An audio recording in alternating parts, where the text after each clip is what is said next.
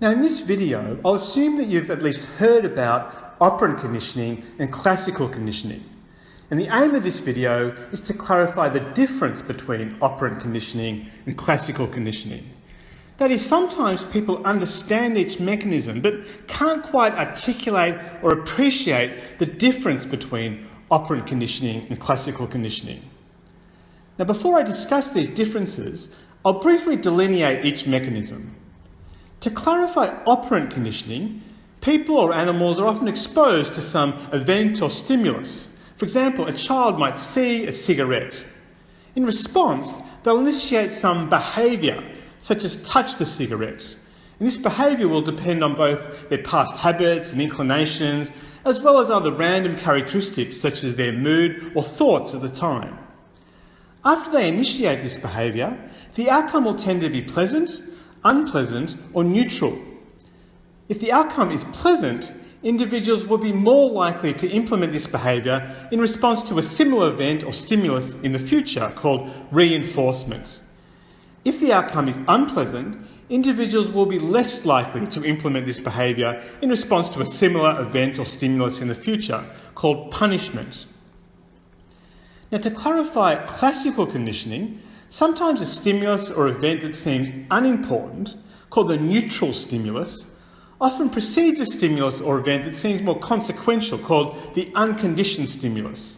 So, for example, a father might often wear a red shirt, an unimportant or neutral stimulus, before he smacks his child, the consequential or unconditioned stimulus.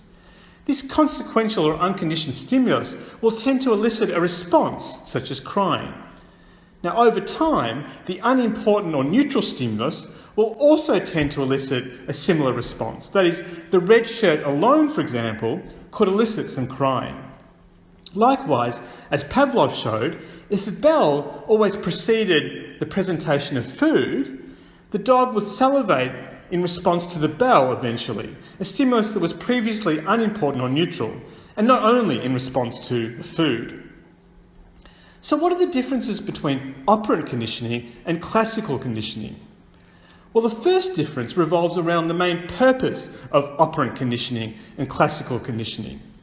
In essence, operant conditioning helps us develop a more extensive repertoire of suitable behaviours. That is, according to this theory, in response to many events or stimuli, we often choose novel behaviours, that is, behaviours that are at least marginally different to anything we've implemented before. In response to an offensive question, for example, we might use a more assertive tone than we had before.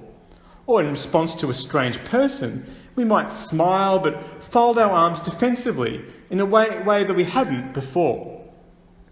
And if these responses generate pleasant consequences, we become more likely to repeat similar behaviours again. Hence, we gradually develop a broader repertoire of beneficial behaviours, such as, say, smiling while folding our arms. Of course, operant conditioning doesn't only teach us to smile while folding our arms, but actually explains many, if not most, of the huge array of behaviours that we learn to undertake throughout our life. In contrast, classical conditioning helps us apply our innate or natural behaviours, sometimes called elicited behaviours, more promptly. For example, Pavlov's dogs learned to salivate in response to a bell, and thus even before the food arrived. So they were thus prepared to consume the food more rapidly. In addition, classical conditioning helps us apply our innate or natural behaviours to a greater range of circumstances. So to illustrate, the feeling of warmth tends to evoke a feeling of contentment. Now, suppose a parent arriving home from work tends to precede a hug and hence precedes this feeling of warmth. In the future, the parent arriving home from work, even without the hug, will elicit this warmth and contentment. So individuals learn to experience this contentment in a broad range of settings and circumstances. Thus, classical conditioning can increase the gamut of circumstances in which we apply our innate or natural behaviours. The second difference between operant conditioning and classical conditioning revolves around the types of behaviours that are amenable to conditioning. As the previous examples imply, operant conditioning reinforces behaviours that people seem to choose, like the choice to speak more assertively or the choice to smile and then fold our arms. Whereas classical conditioning facilitates behaviours that are more innate or natural, behaviours that were elicited by the important or unconditioned stimulus, such as salivation or a feeling of contentment. And the mnemonic ECHO, spelled E-C-C-O, can help you remember this distinction, because ECHO stands for elicited classical and chosen operant. So elicited classical is EC, chosen operant is CO. Now, the third difference between operant conditioning and classical conditioning revolves around how to utilise conditioning to improve behaviour. In particular, the implications of operant conditioning are obvious. You should obviously reward desirable behaviours, such as, say, polite comments from students, and you should obviously punish undesirable behaviours, such as impolite comments from students. But the implications of classical conditioning are not quite as obvious. Well, one principle, according to classical conditioning, is that people should precede events that elicit desirable responses with neutral stimuli. So, for example, suppose that people often enjoy chocolate bars, that is, the chocolate bars elicit happiness. Well, these people should perhaps eat these chocolate bars in locations that don't evoke strong emotions, so that over time, these locations themselves will evoke happiness, even if people don't consume the chocolate bar. That is, they'll experience happiness in a broader range of settings. So the implication is that we should implement behaviours that evoke pleasure in a broader range of settings and circumstances. So operant conditioning and classical conditioning do seem fundamentally distinct. But do separate mechanisms in the brain underpin operant conditioning and classical conditioning, or do overlapping mechanisms underpin these two types of conditioning?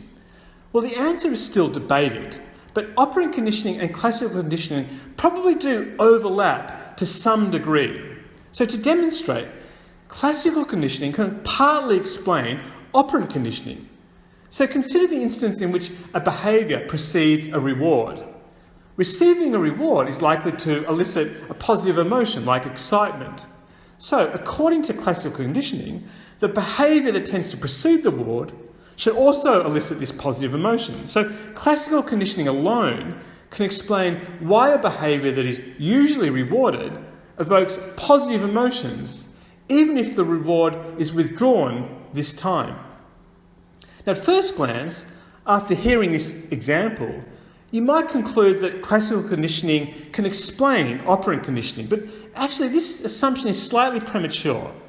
Sure, classical conditioning alone can explain why a behaviour that's usually rewarded evokes positive emotions, but classical conditioning alone can't quite explain why these positive emotions increase the likelihood that people repeat this behaviour in the future.